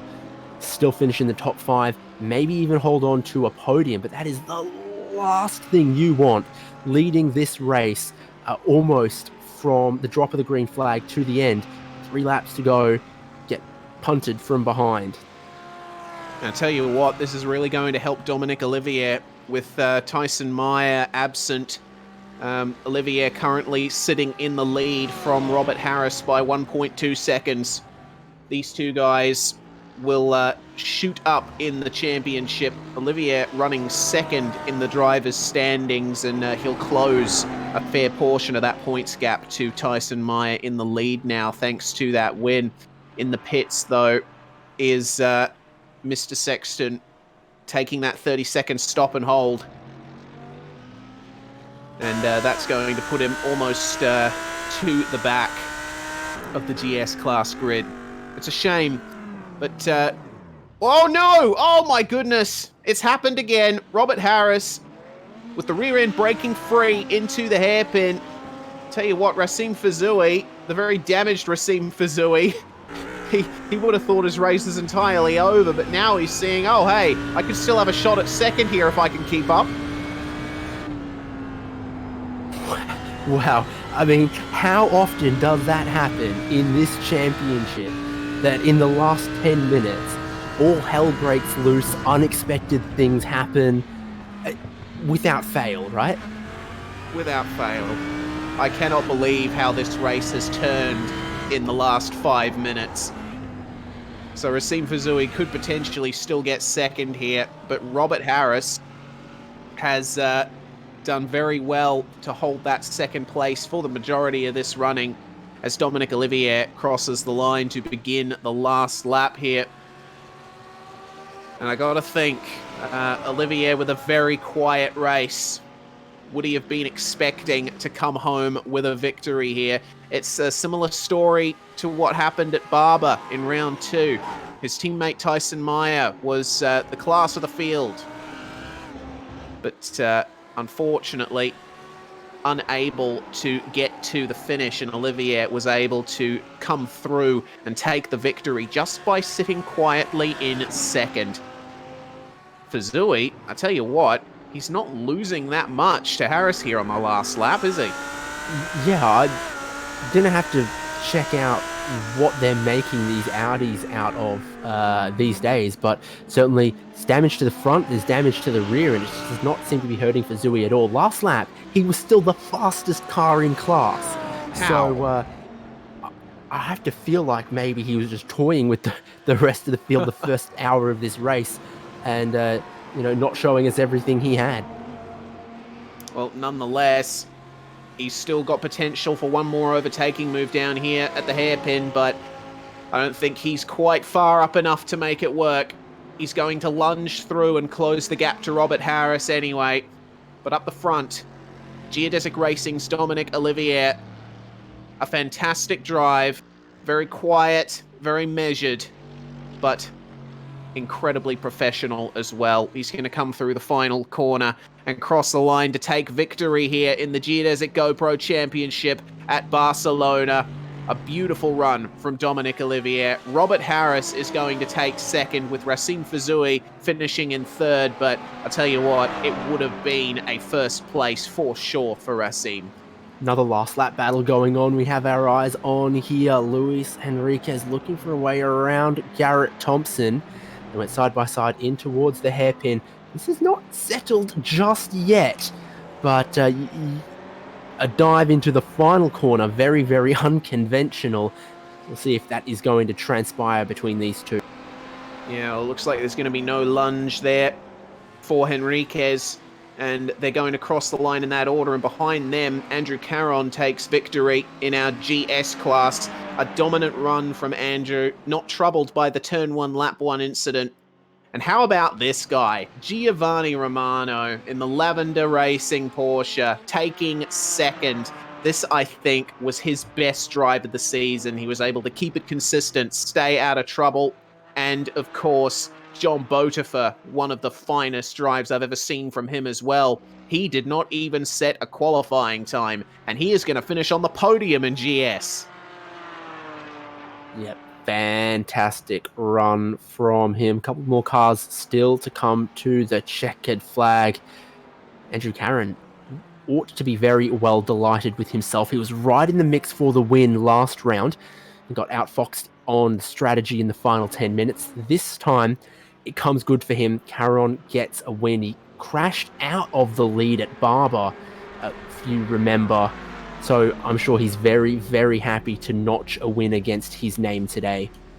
Yeah, I'm certain as well. Here are the unofficial results then. Dominic Olivier taking victory over Robert Harris in the GT class by 3.7 seconds.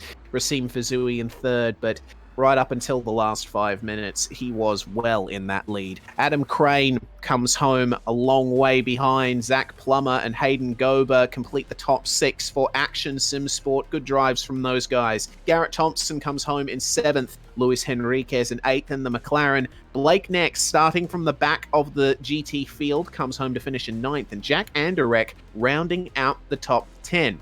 Aaron Ackles and Will Hardiman finish 11th and 12th, the last cars on the lead lap, with Mark Noski in lucky 13th. Jason Gotter, ashamed to see what happened to him. It would have been a top 10 for him were it not for that incident. Chris Uglietta also classified 1 lap down.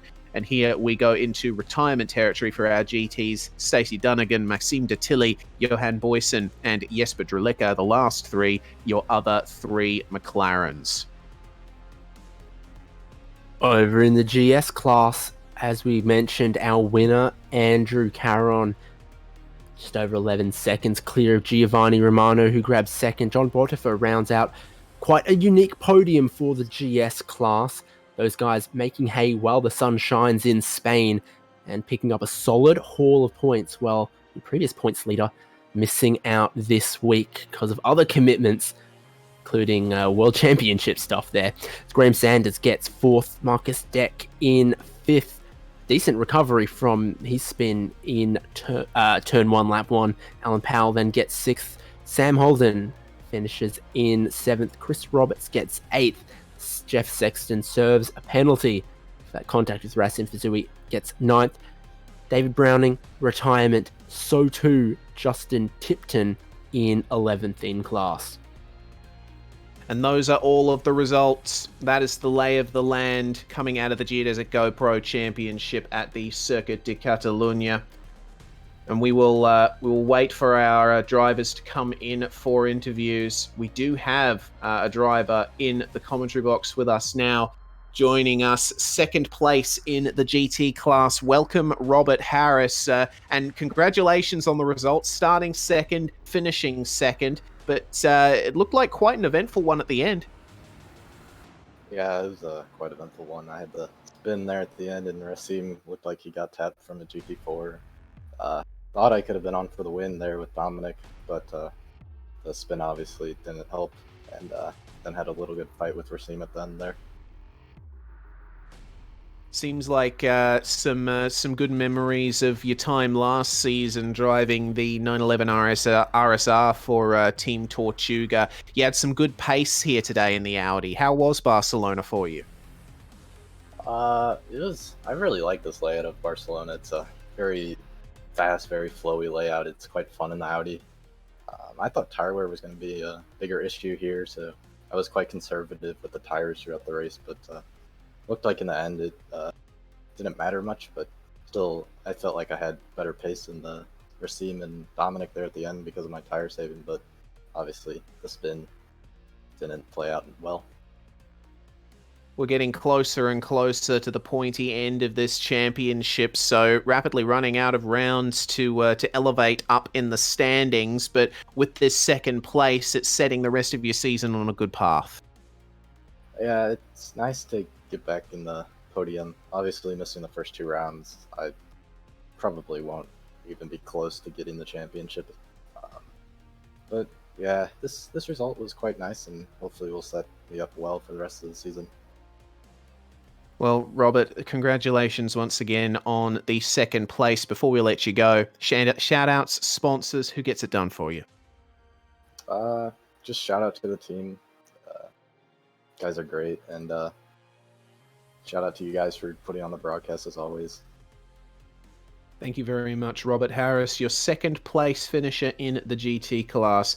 Our GT class winner now is here, Dominic Olivier. Welcome, Dominic.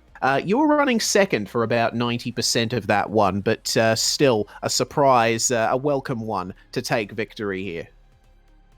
Yeah, not the way I wanted to win, but I guess I'll take that little bit of lady luck. It was so tough trying to stay with Racine. His pace was ridiculous. Just could not stay with him, and I expected the Audis to be strong, even with the balance of power. But yeah, it was a tough race, really tough race, but happy to take the win. It looked like quite the challenge navigating the historic layout of Barcelona in these cars. How was the traffic with the GS cars? The traffic was actually better this track than in all the other rounds before, because it's not as tight a track, a little bit wider, a lot more straights, and you have alternate lines that you can take to get around them. But yeah, if you caught them in the wrong place, like on one lap, lost about 2-3 seconds, but good overall, to be honest.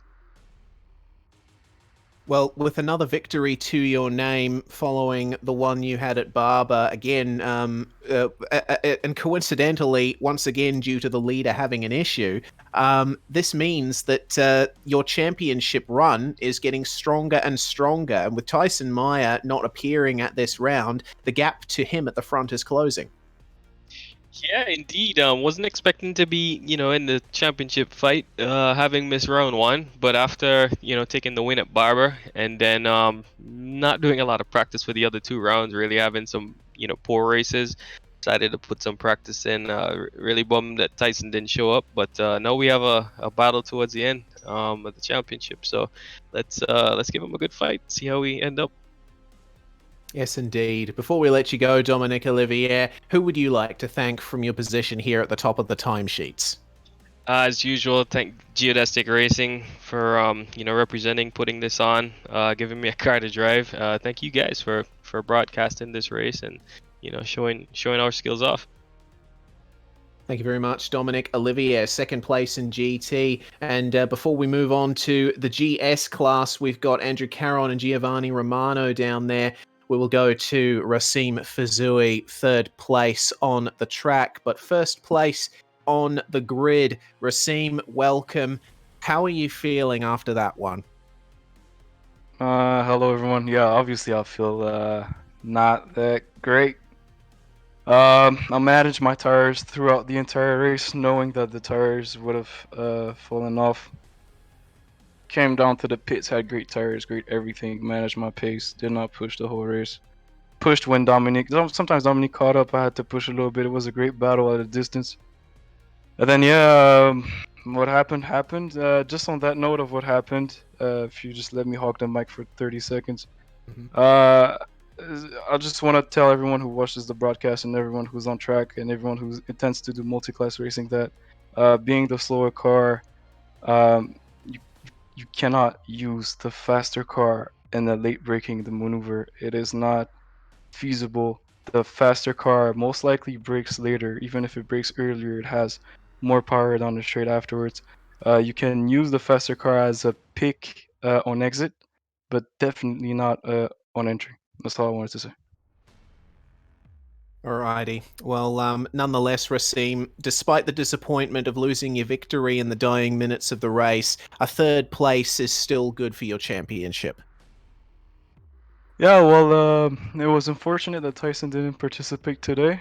But yeah, with this championship, we don't know what can happen. Leaders get taken out, leaders lacking fuel, position swaps all over the place. I'm just really focused on one race after the other, and looking forward to make a better race for the next one. Well, before we let you go, Racim Fazui, who would you like to thank from third place? Yeah, I'd like to thank you guys at SimSpeed for the great broadcast as always. I'd like to thank Geodesic and GoPro for this amazing championship, and I also want to thank iRacing Esports Network for the broadcast. Thank you guys. Racim Fazui there, your third place finisher in the GT class. Now, David, your field, the GS class, you stood by with Andrew Caron. Hi guys. Well, Andrew, pleasure to have you with us here, and you've been so close on several occasions to standing on the top step of this podium this year. Now you do it, you grab a bag of points, and on a race where Brian Lockwood is absent, really makes the championship close for you guys. Oh yeah, for sure. I didn't really want to get a win this way, to be honest, because I still didn't see really what happened on lap one. But a win is a win at that point. I would have want to race against Lockwood for sure. But I appreciate the point for this race. Yeah, winding it all the way back to lap one, turn one, I'm very acutely aware how difficult the cold tires can be on the Cayman. It's already a little bit of a twitchy car. How do you manage that, the whole pack, the very long run down towards turn one, knowing that you can have a very cold set of Michelins underneath you? Well, it was kind of weird because I started on the outside, and normally if you're P1, you would start on the inside. So I saw that Marcus had a really good run, so maybe it wasn't the greatest idea, but we kind of sent it 3 wide into turn one, and it didn't really end well. Marcus spinning and also Justin. So, as I said, I didn't see the replay, so I will really want to watch that. I thought I was at fault, but I didn't get a penalty for that. But it was really scary to rewind with the cold tires, to be honest. Strategy here. Tell us about the fuel, because these 75-minute races, very interesting for the 75% fuel restriction in the Cayman. Oh yeah, for sure. With the gap that I had, I just said I'll just go slow and try to keep the gap, but save as much fuel in the tires for the whole race, and make sure nothing happened. I kind of have a history of winning my race at the end, so I really wanted to get the car to the end this time. And don't worry, we didn't mention you getting undercut at Montreal or crashing at Barber on the broadcast. But yeah, just an interesting one to point out there. We did see a pit stop from almost everyone in your class, except for yourself and Giovanni Romano, who finished in second. This is the halfway point of the championship here now, Andrew Caron. What have you learned in the first half? What's the focus in the second half? And if you had your time again, you'd still be picking this GT4 division? I think yes.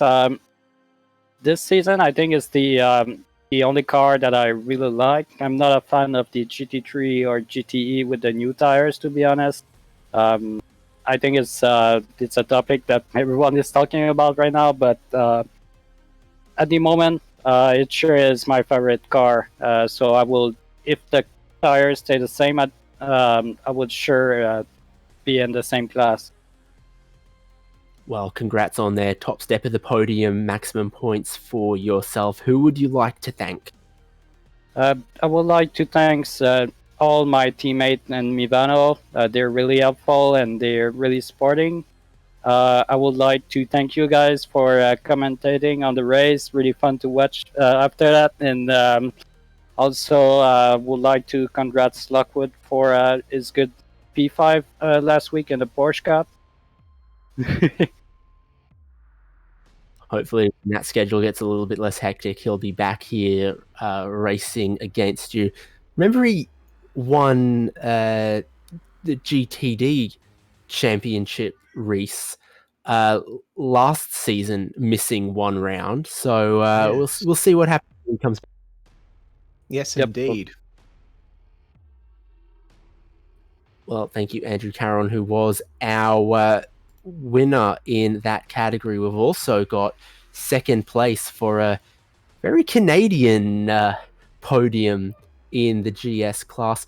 Giovanni Romano, the only other driver who made the no-stop work in this 75-minute race.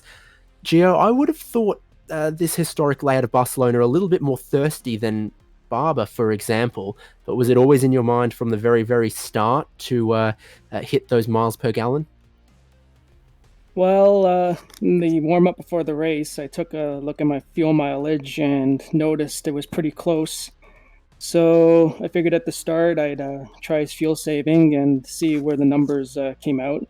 And as the race progressed, I noticed that it was pretty close, so I just backed it down a little bit more and just barely made it work. I crossed the line with maybe 0.2, 0.3 gallons, so it was very close. Did it without sacrificing too much pace out there on circuit, though. We saw you in some battles here and there. What's it like driving wheel to wheel in some of those battles, especially as the faster GT cars come through as well?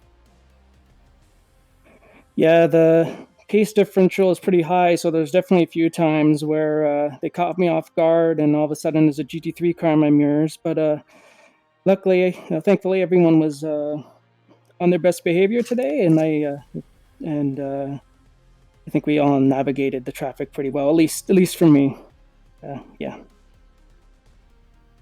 And a lot of iRacing series, of course, at the moment using this Barcelona circuit. It's very new, it's very shiny, it's very popular, but there's always some people who want the Grand Prix circuit, some people who prefer the historic layout. How do you how do you feel one way or the other? I'd say for this car, I prefer this layout. It definitely flows a bit better, and this car doesn't play well with curbs, so those curbs in the chicane on the standard layout, the GP layout, are quite nasty. So, yeah, definitely like this layout better. Plus, I think this layout's better for fuel efficiency, so I'm not sure if we would have been able to no stop with the GP layout.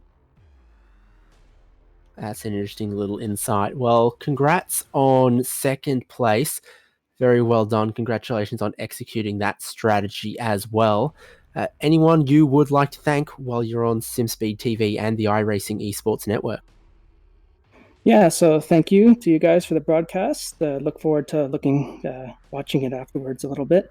Thanks to Geodesic for putting on a really well-run series, and also I'll give a shout out to Team Hujas. I'm not wearing their paint today because I forgot to submit it. I will get to that, but yeah, shout out to them. Thank you very much. I was waiting eagerly for that one.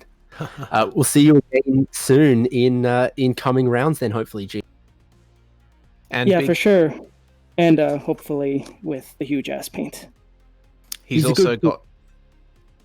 Sorry, David. I was going to say he's also got $25 cash because Giovanni Romano is the GS class winner of our Toe King Award for the most consecutive clean laps. So congratulations on that too, Giovanni. Oh, my day keeps getting better. That's awesome. Thank you, guys. Just about wraps up our interview portion after what was another race with a sting late in the tail. That's why we keep watching, Reek. Yes, indeed. Our GT class winner, meanwhile, of the $25 Toe King Award for the most consecutive clean laps is Luis Henriquez. So Henriquez not only flying the flag for the McLarens, getting a great 8th place finish, but also bringing home $25 cash, which is excellent to see. So that brings to an end proceedings for tonight, David, and what a round of the championship this was once again. As you said, a sting in the tail. Looking forward for 2 weeks' time when we come back once again for Geodesic GoPro Championship. That will be round 5. Delighted to see it.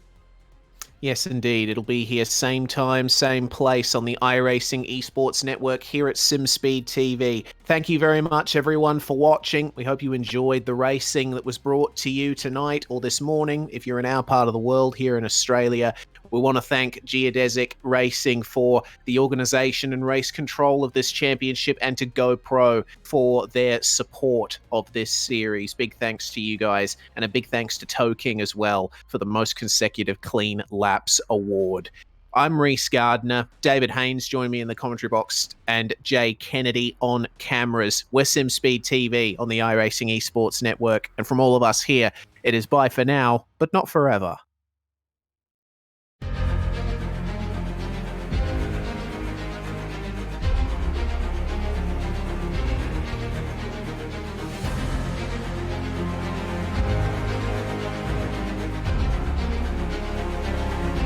Fantastic.